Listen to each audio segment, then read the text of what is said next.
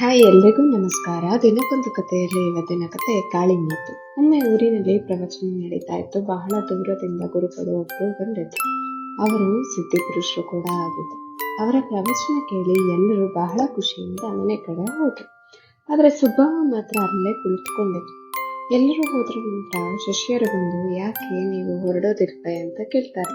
ಅದಕ್ಕೆ ಸುಬ್ಬಮ್ಮ, ಇಲ್ಲ ಸ್ವಾಮಿ, ನಾನು ಗುರುಗಳನ್ನ ಕಾಣ್ಬೇಕು, ನಾನು ಅವರ ಬಳಿ ಮಾತಾಡ್ಬೇಕು ಅಂತ ವಿನಮ್ರತೆಯಿಂದ ಕೇಳ್ಕೊತಾಳೆ. ಶಿಷ್ಯರು ಗುರುಗಳ ಬಳಿ ಹೋಗಿ ಸುಬ್ಬಮ್ಮನ ವಿಚಾರವನ್ನ ಹೇಳ್ತಾರೆ. ಸರಿ, ಕಳಿಸ್ಕೊಡಿ ಅಂತ ಹೇಳಿ ಕಳಿಸ್ತಾರೆ. ಸುಬ್ಬಮ್ಮ ಗುರುಗಳ ಹತ್ರ ಬಂದು ಜೋರಾಗಿ ಅಳೋದಕ್ಕೆ ಶುರು ಮಾಡ್ತಾಳೆ. ಯಾಕಮ್ಮ, ಏನಾಯ್ತು ಅಂದ್ರೆ, ಸ್ವಾಮಿ, ನನ್ನ ಪಕ್ಕದ ಮನೆಯವಳು ತುಂಬಾ ಒಳ್ಳೆಯವಳು. ನಾನು ಅವಳ ಬಗ್ಗೆ ಇಲ್ಲಸಲ್ಲದ ಆಪಾದನೆ ಮಾಡಿದ್ದೇನೆ. ಎಲ್ಲರ ಬಳಿ ಕೆಟ್ಟದಾಗಿ ಹೇಳಿದ್ದೇನೆ. ಎಲ್ಲರೂ ಅವಳನ್ನ ನಂಬಿಟ್ಟಿದ್ದಾರೆ. ಅದನ್ನ ನಂಬಿಟ್ಟು ಕೆಟ್ಟದಾಗಿ ವರ್ತಿಸ್ತಾ ಇದ್ದಾರೆ. ನಿಮ್ಮ ಪ್ರವಚನ ಕೇಳಿ ನನ್ನ ತಪ್ಪಿನ ಅರಿವಾಯಿತು. ಅವಳ ಬಳಿ ಹೋಗಿ ಕ್ಷಮೆ ಕೇಳುವ ಮುಖ ನನಗಿಲ್ಲ. ದಯಮಾಡಿ ನನ್ನನ್ನು ಈ ಪರಿಸ್ಥಿತಿಯಿಂದ ಹೊರಗಡೆ ತನ್ನಿ ಅಂತ ಹೇಳ್ತಾರೆ.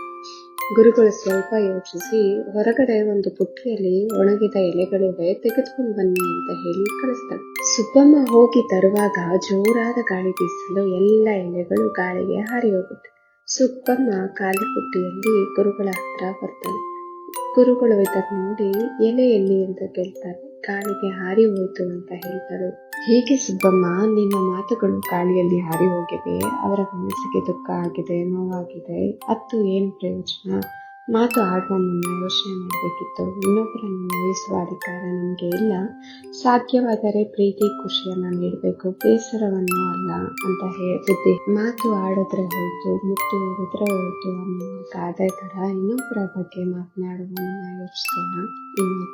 ಇನ್ನೊಬ್ಬರ ಬಗ್ಗೆ ಬೇರೆಯವರು ಯಾರಾದ್ರೂ ಏನಾದ್ರೂ ಹೇಳಿದ್ರೆ ಆ ಮಾತುಗಳನ್ನು ನಂಬುವ ಮುಂಚೆ ಯೋಚಿಸೋಣ.